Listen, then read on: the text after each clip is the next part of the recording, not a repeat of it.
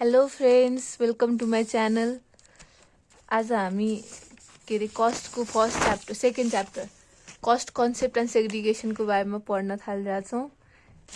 म यस्तो एज्युम गर्छु कि हजुरहरूले एकचोटि पढिसक्नु भएको छ, कन्सेप्ट बुझिसक्नु भएको छ। म जस्ट समरी मात्र भन्न गइरहेको छु र क्वेसन टाइप कस्तो कस्तो क्वेसन आएको छ पास्ट एटेम्प्ट हेरेर त्यो भन्न गइरहेको छु। Okay, let's start guys. Cost concept and segregation, यसमा मोस्टली त हजुरलाई 2 मार्क्सको क्वेसन 2 मार्क्स र 5 मार्क्सको क्वेसन सोधिरहेको हुन्छन्। 5 मार्क्सको लागि मोस्ट इम्पोर्टेन्ट भनेको हजुरलाई लिस्ट स्क्वायर मेथड हो।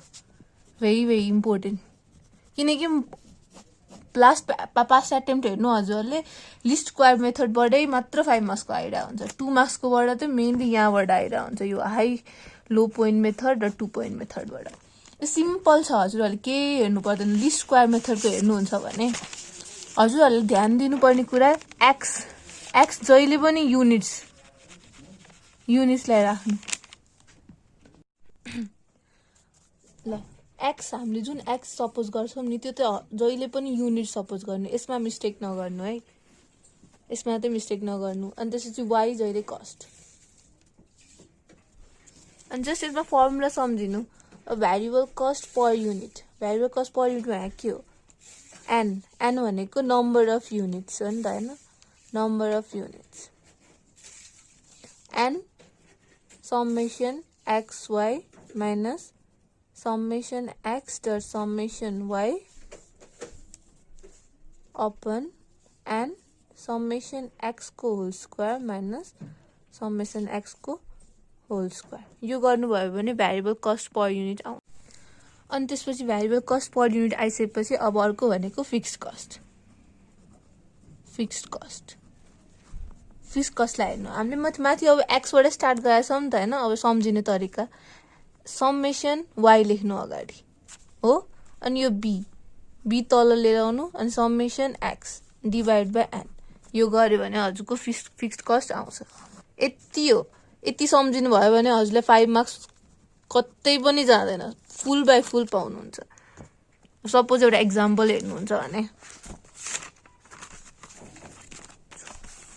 ल, यो क्वेसन पढ्नु न। यो क्वेसन होइन,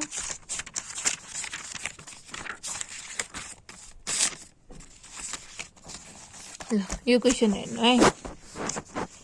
के भनेको छ?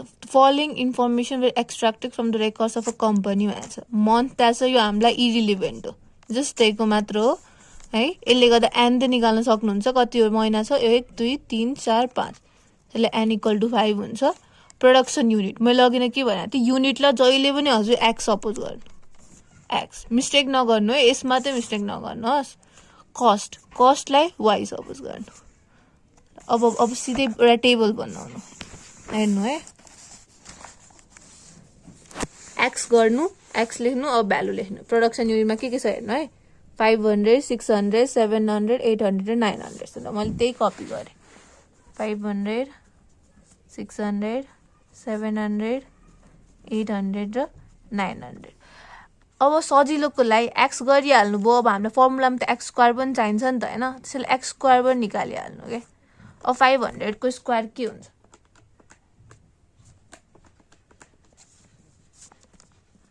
2,50,000।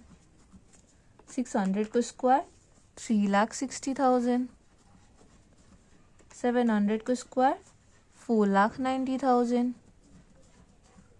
800 को स्क्वायर 6,40,000 र फाइनली 900 को स्क्वायर 8,10,000 हो है।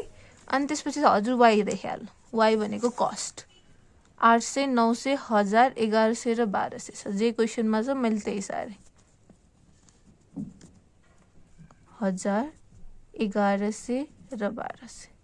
र अर्को एउटा मल्टिप्लिकेसन हामीले एक्स वाइको गर्नुपर्छ। यति गऱ्यो भने हाम्रो टेबल कम्प्लिट हुन्छ। यदि 4टा गर्नुपर्छ, 500 × 800 4 लाख, 600 × 900 5,40,000, 700 × 1000 7 लाख, 800 × 1100 8,80,000 र 900 इन्टु 1200 10,80,000। ल अब सबैको टोटल गर्नुस्।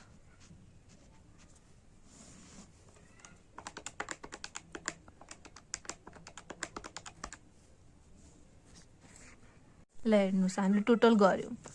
हामीले के पायौं? समेसन x हाम्रो 3500, समेसन x स्क्वायर हाम्रो 25,50,000, समेसन y हाम्रो 5,000 र लास्टमा समेसन xy हाम्रो 3,60,000। अब हामीलाई फर्मुलामा हेर्नु, हामीलाई कुन त चाहियो?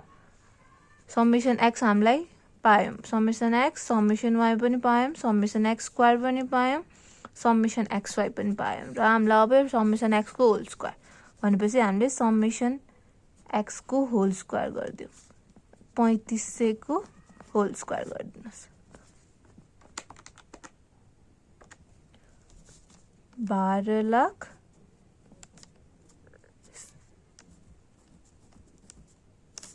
यति आयो हाम्रो।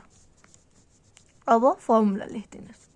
भेरिएबल कस्ट पर युनिट हेर्नुस्, n समेसन xy, त्यसपछि समेसन x, त्यसलाई समेसन y ले मल्टिप्लाई गर्ने। फेरि तल जानुस्, n समेसन x को स्क्वायर र माइनस समेसन x को होल स्क्वायर गरिदिनुस्। ल n हामीसँग कति छ? n भनेको हाम्रो 1 2 3 4 5, n भनेको 5 भयो हाम्रो। 5 इन्टु 3,60,000 माइनस समेसन x कति छ? 3500 इन्टु 5,000। ल यसलाई के पनि भन्छ हामीले? b पनि भन्छ हामीले। n कति छ? 5 इन्टु 25,50,000 माइनस समेसन x को होल स्क्वायर हामीसँग 1225 1234।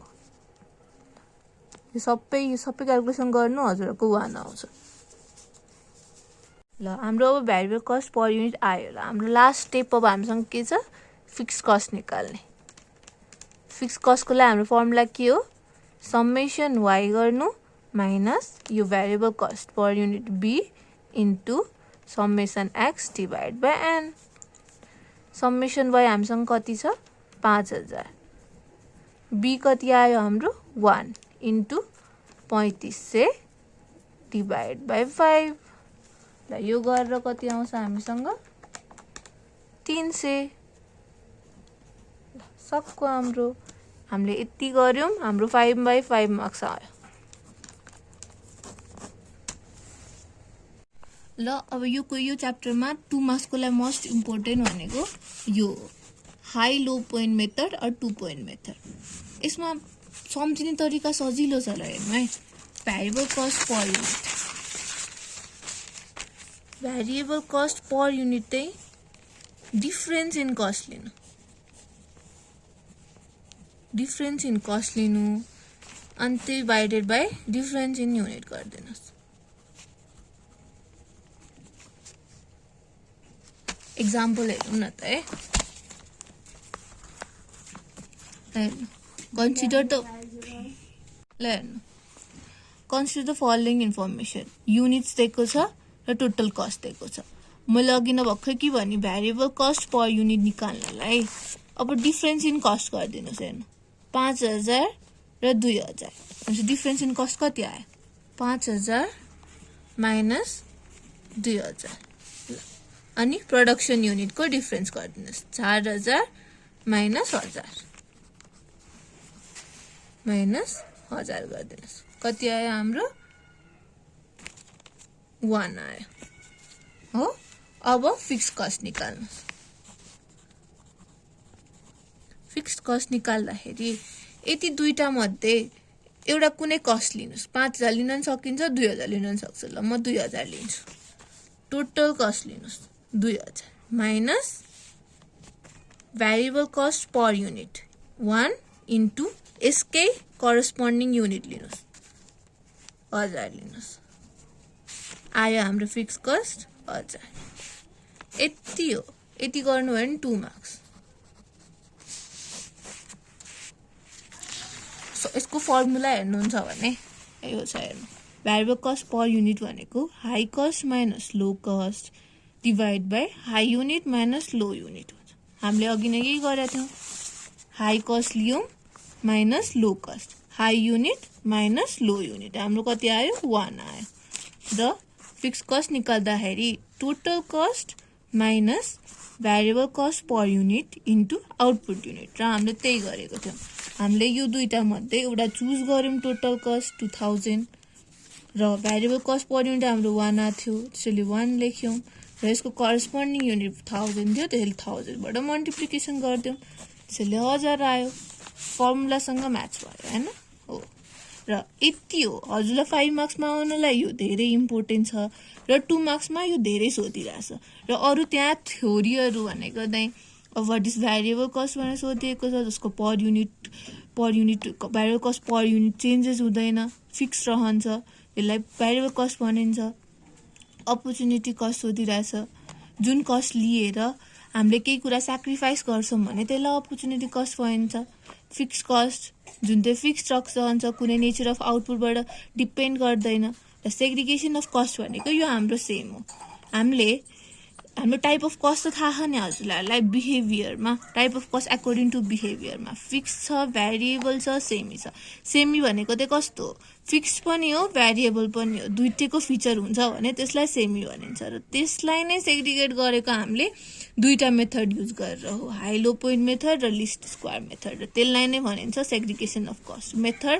यो दुईटा यो लङ क्वेसनमा सोधेको छ एकचोटि 5 मार्क्समा, त्यसले एकचोटि ध्यान दिएर हेर्नु होला। र अर्को types of cost according to element भनेको छ।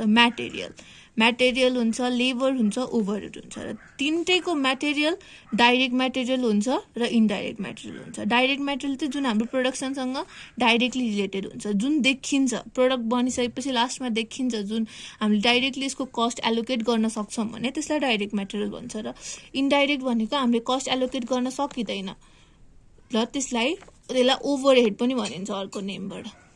यति हो। 2 मार्क्समा यो थ्योरिजहरू पनि आइरहेको छ, तर मोस्टली आइरहेको भनेको यो 2 मार्क्समा यहाँबाट आउँछ र 5 मार्क्समा यहाँबाट आइन्छ। र यो एकचोटि सोधेको छ, लेटेस्ट पास्ट एटेम्प्ट हेर्नुभयो भने एकचोटि सोधेको छ, त्यसैले सर हेर्नु होला। यति हो, धन्यवाद।